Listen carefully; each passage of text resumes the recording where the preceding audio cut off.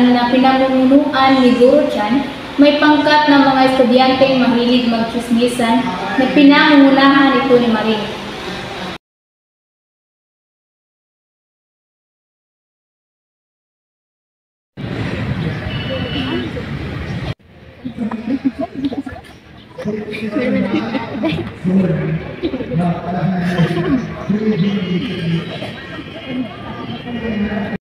Oy, Bes! Alam niyo ba si Ana na may kasamang foreign exchange student na hapon kanina?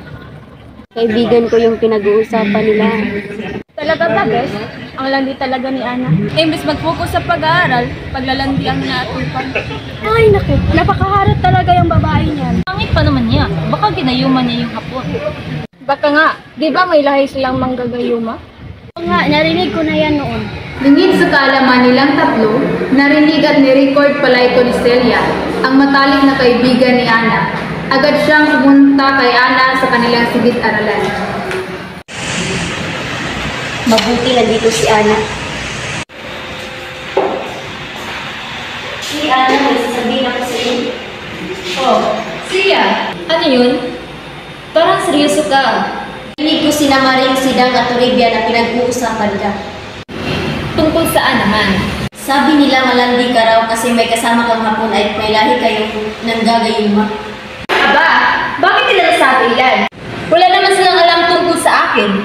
Sa kanila ang hilig sa chismis, hindi man lang iniisip kung tama ba yung sinasabi nila. Hindi ko palalampasin dito. Pupunta tayo kay Guro Chan ngayon.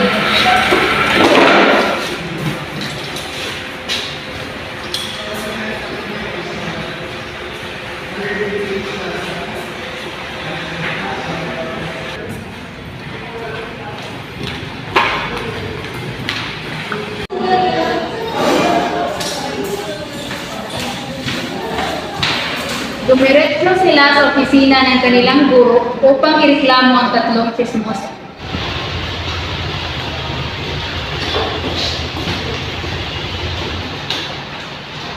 Ana, Celia, anong sabihan niyo? Gusto ko pong ireklamo sila Maring, Sidang at Toribia. Bakit? Ano ang ginawa nila? Sabi ni Celia, pinag-usapan nila ako ng masama. Totoo ba ito, Celia? Opo, Guro Chan, may recording po ako bilang ebidensya. Totoo ba na may kasama kang hapon kanina, Ana?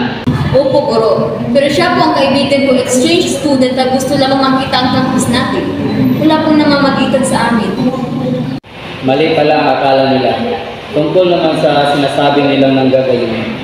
Wala pong katotohanan na yun. Ang pamilya po namin ay may lahing manggagamot, pero wala pong marunong gumawa ng gayuma sa amin.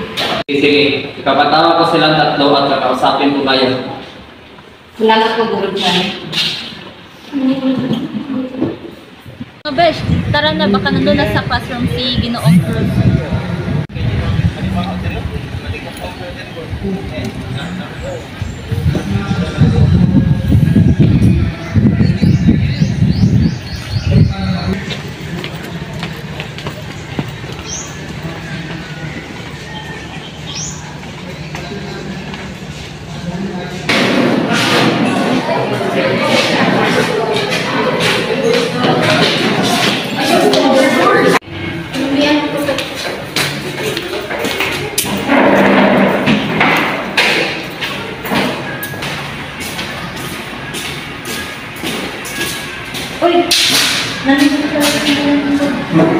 Kinabukasan, pinatawag ni Guro Chan sina Maring, Sidang at Toribia sa faculty office.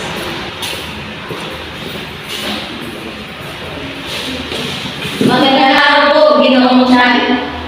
Magandang araw din sa inyo. Magsupo muna kayo. Alam niyo ba kung bakit ko kayo pinatawag?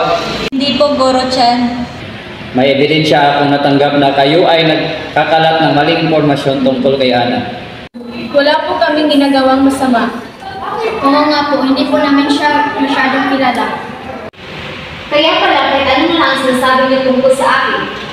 Wala kayong alam na nag-iimbento kayo ng kwento. Saan mo naman nakuha yung sinasabi mo? Sa akin, at may ebidensya akong recording. Ito ang sinasabi kong ebidensya. Diba si Ana na may kasamang foreign exchange student na hapon kanina? Malinaw na malinaw na nakasala kayo kay Ana dahil sa malisyosong chismis. Alam niyo bang maaari kayong makasuhan ng slander dahil dito? Ilang beses ko nang pinaalahanan kayo tungkol dito. Patawad po, Rosan. Hindi sa akin kayo dapat humingi ng tawad. Kay Ana kayo nagkasala. Kay Ana kayo humingi ng tawad. Ana, patawad. Hindi na makaulit. Pasensya ka na, Ana. Sana mapatawad mo kami. Ana, ipagpapatuloy mo ba ang pagdidimanda sa kanila? Hindi ko na kayo itidimanda. Hindi ko pa kayo magpapatawad sa ngayon. Sana ay mag-remission ito sa inyo. Salamat, Ana. Magbabago na kami. Tandaan niyo na ang chismis ay isang masamang gawain na maaaring makakasira sa reputasyon ng iba. Maingat kayo sa mga sinasabi ninyo. Opo, Rosan. Dahil dito natutunan nila ang kanilang leksyon. Naging maayos ang kanilang samahan at sa kalaunan ay napatawad na rin sila ni Ana.